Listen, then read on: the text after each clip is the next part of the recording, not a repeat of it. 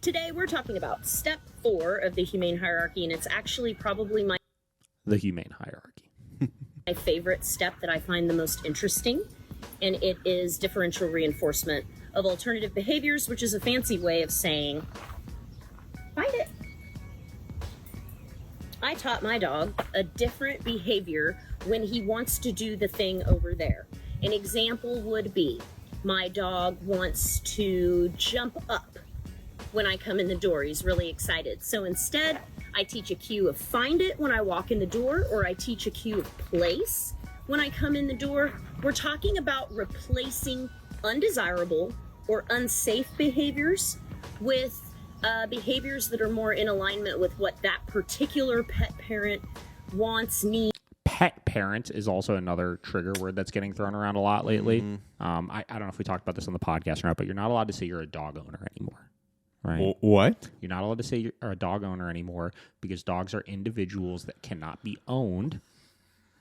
They are individuals. So you are their parent or their guardian now. You're a dog guardian or a pet parent.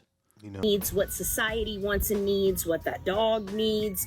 There's a lot of variables to that, but you're just at a very simple level. All we're doing is replacing a behavior with something more appropriate. Today, we're talking about... Okay, so what she's referring to is incompatible behaviors. She's teaching incompatible behaviors. And this is what confused the person that sent this to me, right? So differential reinforcement actually has little to do with the behavior that you're teaching.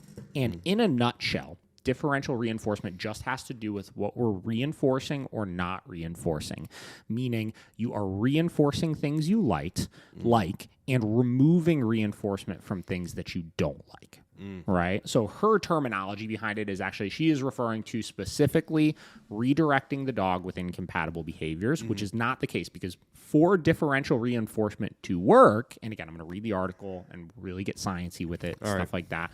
But for differential reinforcement to work, the dog has to realize that there is no reinforcement behind the behaviors that we don't want them to do, which ultimately should, in their world, lead to extinction of that behavior. But if you're constantly just redirecting the dog and giving your cue every time before the dog rehearses the inappropriate behavior, all you're doing is using an incompatible behavior. You're not actually enforcing differential reinforcement at its core with that. So that reel is actually a little bit false.